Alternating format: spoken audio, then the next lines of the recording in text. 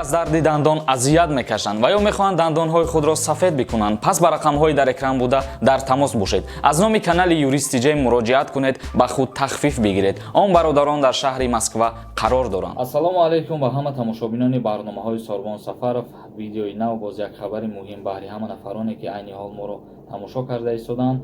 Пеш аз видеоро шурӯъ кардан ба шумо як чира хотиррасон мекунем ки ҳатман дар канали ЮРИСТ обуна мешавем ва моро дастгирӣ кунед аз ҳама ҳуқуқу ӯҳдадориҳои шаҳрвандон, аз ҳама қонунҳои ҷумҳурии Тоҷикистон ва аз ҳама ахборотҳо сари вақт бохабар мешавем. Ва мавзӯи имрӯзаи мо, бародарои азиз,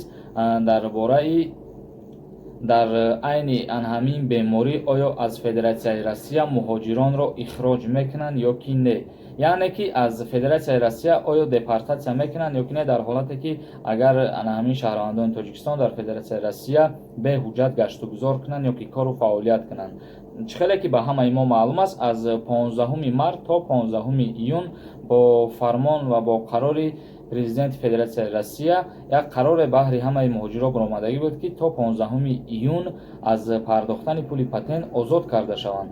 Вале аз анҳамин 15 июн сар карда ҳар як муҳоҷире ки дар Федератсияи Россия қарор дора, вайҳо бояд пули патентшона биспоранд. Ва боз бо қарори нави анҳамин президенти мигрантҳои Федератсияи Россия қарори нав баромад ки боз як сабукӣ бар души муҳоҷирон дода шуд, яъне пешниҳоди як сабукии дигар шуд. Ин сабукӣ барои регистратсия кардан, яъне шахсое ки граница пересекат мекарданд, агар ки граница пересекат накунанд ва регистратсияҳошон ки буд шава, то 15 сентябр вайёра ягон хел ҷарима намекунанд. Бародарои азиз, ҳар як касе ки ана ҳамин чизҳоро намедона, хоҳиш мекунем ки аз ҳуқуқу ӯҳдадориҳои худтон, яъне аз ҳуқуқу ӯҳдадориҳои муҳоҷиритон истифода бубарену баъзан нафарат менависанд ки и гапҳои хабарҳо ҳамаш дурӯғай, моро қапида ҷарима кардестанд. Ба ана ҳамин хотир ана ҳамун президенти мигрантҳои Федератсияи Россия худаш таъкид кардагиай ба ана ҳамин муҳоҷиро ки аз ҳуқуқи муҳоҷир будани худтон истифода барен ва ягон хел ҷарима пардохт накунед, барое ки то 15 сентябр ҳамаи муҳоҷиро аз пардохтани пули регистратсия озод шудагиянд ва дар ҳолате ки регистратсия надоранд ё ки ягон ҳуҷҷати дигаршон буд шудагиай, ана ихроҷ карда нашаванд. И қарори президенти Федератсияи Россия дар ана ҳамин то 15 сентябр президенти Россия қайд кардагиае ки ягон муҳоҷир аз Федератсияи Россия бо ана ҳамин сабаб депортация нашава. Яъне ки шумо баъзе савол метиҳед, оё берегистратсия моро мехапанд, ҷарима мекунанд ё ки депортация мекунанд. Ягон ҳамун мақсад ҷаримарам нест таъин шудагӣ ва ихроҷам нестай. Фармону қарори президент оиди мигрантҳоай, ба ҳамин хотир аз ҳуқуқу ӯҳдадориҳои худтон истифода бубарен. Дар ана ҳамин ҳолатҳо чизере ки ба шумо сабукӣ овардагиянд, аз фурсат истифода бубарен, ҳуқуқҳои худтона ана мақсад намонен ки поймол бикунанд дар уҷа. Чизере ба шумо ройгон кардан, ана ҳамун чиза мақсад ҳуқуқи худтона бидонен ки дар куҷо чӣ хел гап занен бо кормандои мақомотҳои ҳифзи ҳуқуқи Федератсияи Россия.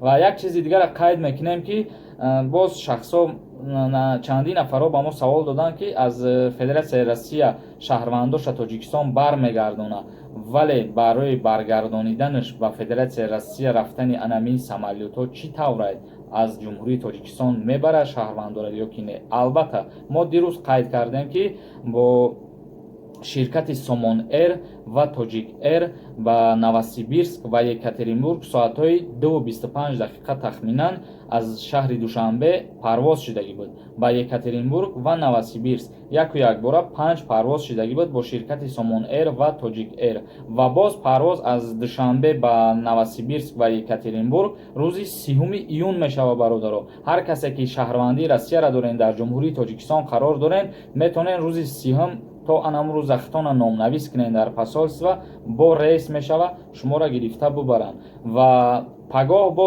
рейс мешава аз Федератсияи Россия ба ҷумҳурии Тоҷикистон. Яъне ки мо чандин шаҳрора номбар кардем Уфа, Казан, Новосибирск, Екатеринбург. аз ана ҳамин шаҳрҳо дар посолствоҳошон шумо бояд бирен муроҷиат кунен, хитона номнавис кунен барои ба ҷумҳурии Тоҷикистон омадан. вақте ки шумо номнавис карден, парвоз кишид, шуморо бармегардонанд ба ҷумҳурии Тоҷикистон. ҳамин буд хабари имрӯзаи мо, бародарои азиз. боз ягон хабари нав шид, иншааллоҳ ки пешкаши шумо мегардонем. ягон савол боша метавонед, саволтон ин ҳаминҷа номи инстаграм биромад, дар инстаграм пешкаш кунен ё ки дар поёни ин ҳамин видео ва моро дастгирӣ кунен. бародарои азиз, худованд ҳамаи мо шуморо нигаҳбон бошад. дар паноҳи Аллоҳ бошад. хушхабар: аз рехтани мӯи сар, баровардани риш, доғи сафед дар пӯст, харобшавӣ, гирифтани вазн, баланд кардани қад танқисӣ мекашед ё дигар мушкилиҳо доред, бо маҳсулотҳои соф савдо роҳи ҳалро меёбанд. барои дастрас кардани маҳсулотҳои лозимаатон метавонед ба рақамҳои дар экран буда дар тамос бошед. аз номи канали ЮРИСТ муроҷиат кунед ва ба худ тахфиф бигиред. бо соф савдо бошед. доставка дар шаҳри Москва дар 3 соат ва дигар шаҳрҳо бошад 3 ё 4 рӯз дастрас карда мешавад.